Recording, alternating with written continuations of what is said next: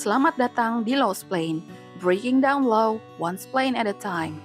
Di episode hukum perikatan kali ini, kita bahas dua istilah yang sering muncul pada pembahasan hukum perikatan, apalagi sejak pandemi COVID-19. Dua istilah itu adalah overmach dan hardship.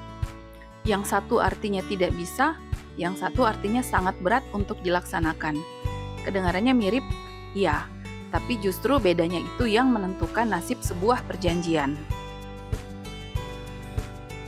Masih ingat catering pernikahan dari episode One Prestasi? They are back. Dan kali ini dapat dua musibah yang berbeda. Kita lihat skenario A. H-1 resepsi, dapurnya kebanjiran total. Listrik padam, peralatan terendam, bahan makanan hanyut. Mau masak bagaimanapun caranya, tidak mungkin. Sekarang kita berpindah ke skenario B. Dapurnya aman, tapi krisis kurs bikin harga bahan impor naik 300%. Untuk memasak pesanan masih bisa, tapi setiap porsi yang keluar dari dapur itu artinya rugi besar bagi usahamu. Dari dua skenario itu, ada satu janji yang sama, yaitu menyajikan makanan di hari H. Tapi ada dua nasib hukum yang berbeda. Kalau kamu jadi si pemilik catering, di dua skenario itu kamu pasti bilang hal yang sama. Ini terjadi bukan karena salah saya. Dan memang benar, dua skenario tersebut berada di luar kendalimu. Tapi disinilah menariknya. Hukum memperlakukan keduanya berbeda.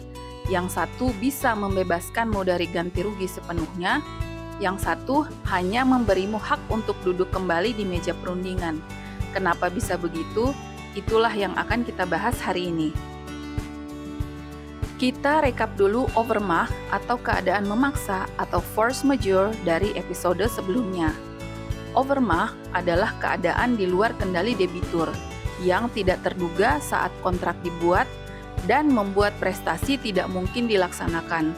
Karena itu, kegagalannya tidak bisa dipersalahkan ke debitur. 3 unsur kuncinya yaitu 1. Peristiwanya tidak terduga. 2.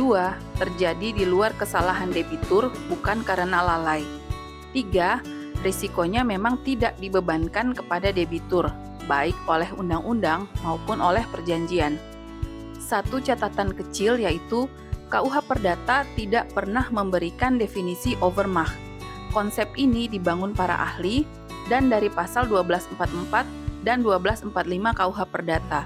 Dua pasal yang isinya soal pembebasan ganti rugi. Overmach sendiri ada dua jenis.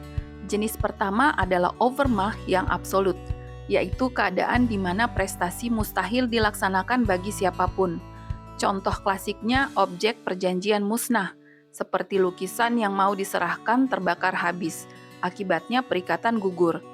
Jenis kedua adalah overmach yang relatif, yaitu keadaan di mana mustahilnya cuma bersifat sementara atau prestasi sebenarnya masih bisa dilakukan tapi dengan pengorbanan yang luar biasa. Contohnya, jalur pengiriman barang putus, tapi bulan depan bisa dilewati lagi setelah diadakan perbaikan. Prestasinya ditunda, bukan gugur.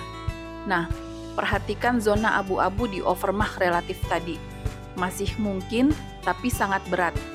Kedengaran familiar? Iya. Disinilah overmach relatif bersinggungan dengan bintang tamu episode kita kali ini yaitu hardship. Biar lebih mudah diingat, kita pakai analogi ini. Kamu berjanji mengantar barang dan cuma ada satu jembatan menuju lokasi. Kalau jembatannya runtuh, mau kamu bayar berapapun tidak ada jalan. Prestasi mustahil, itu overmach. Tapi kalau jembatannya masih berdiri, cuma tarif tolnya tiba-tiba naik 40 kali lipat, kamu masih bisa lewat, tapi ongkosnya menghancurkan seluruh hitungan bisnismu. Itu hardship. Hal yang mustahil versus hal yang memberatkan. Jadi, apa itu hardship?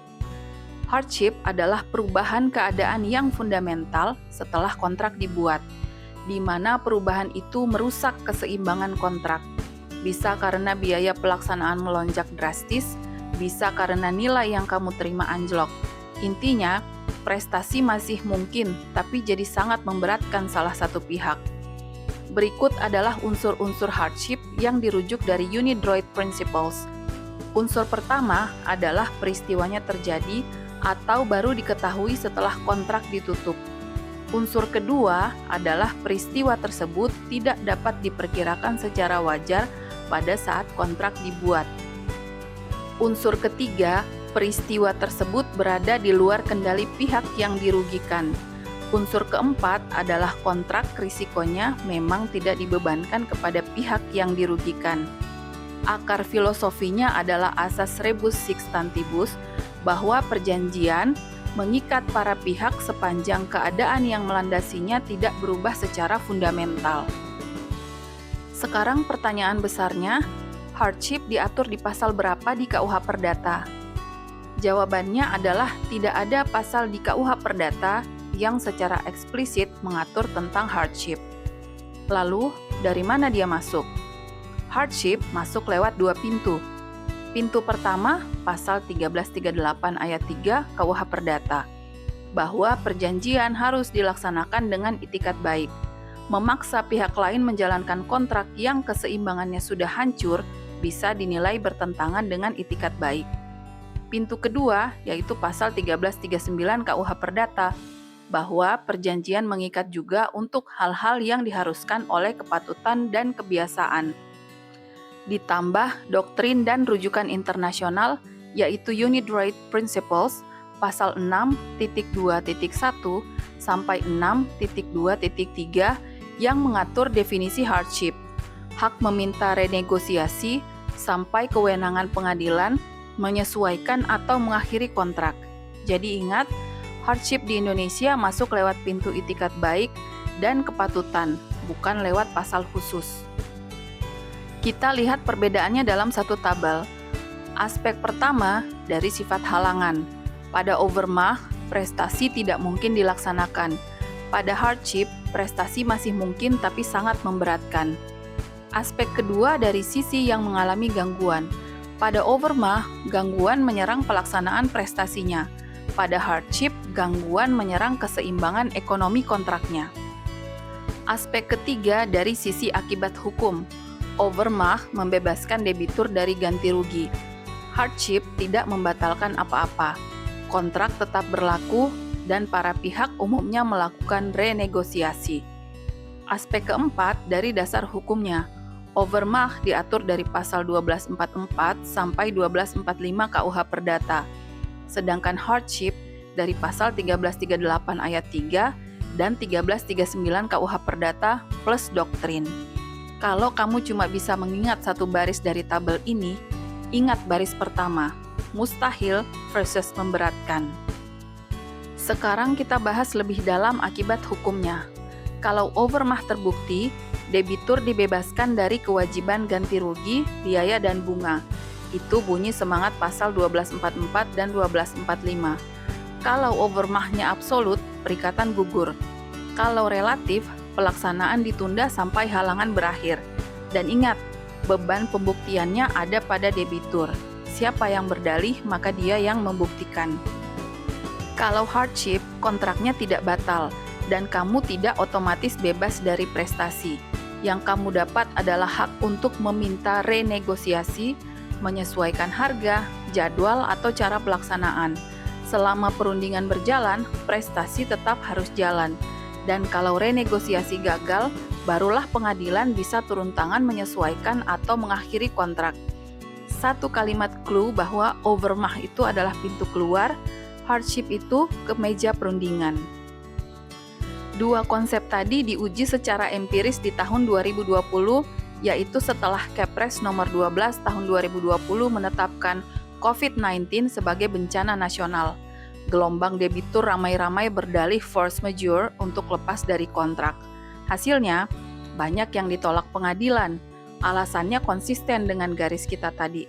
Prestasinya umumnya masih mungkin dilakukan. Utang masih bisa dibayar atau dicicil hanya lebih berat karena banyak bisnis yang tutup pada saat COVID-19. Dan mustahil itu tidak sama dengan sulit. Kepres bencana nasional juga bukan tiket bebas otomatis. Penetapannya berlaku umum. Tapi overmach dinilai kasus per kasus, kontrak per kontrak.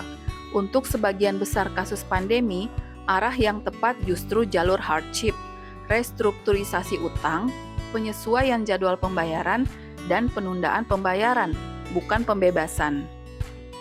Ada dua mitos yang menyesatkan yang harus dikubur. Mitos pertama, keadaan sulit sama dengan force majeure. Pemahaman ini keliru. Sulit itu bukan mustahil. Kalau prestasi masih bisa dilakukan meski berat, itu bukan overmah. Paling jauh itu hardship dengan hak renegosiasi. Mitos kedua, ada kepres bencana nasional berarti otomatis bebas kontrak. Ini juga keliru. Pertanyaannya selalu spesifik.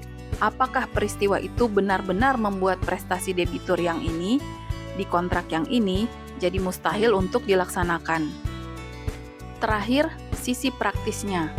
Karena hardship tidak diatur eksplisit di KUH Perdata, perlindungan terbaikmu justru ada di perjanjiannya. Perjanjian yang baik punya dua payung. Payung pertama, klausula force majeure. Definisikan peristiwanya secara rinci.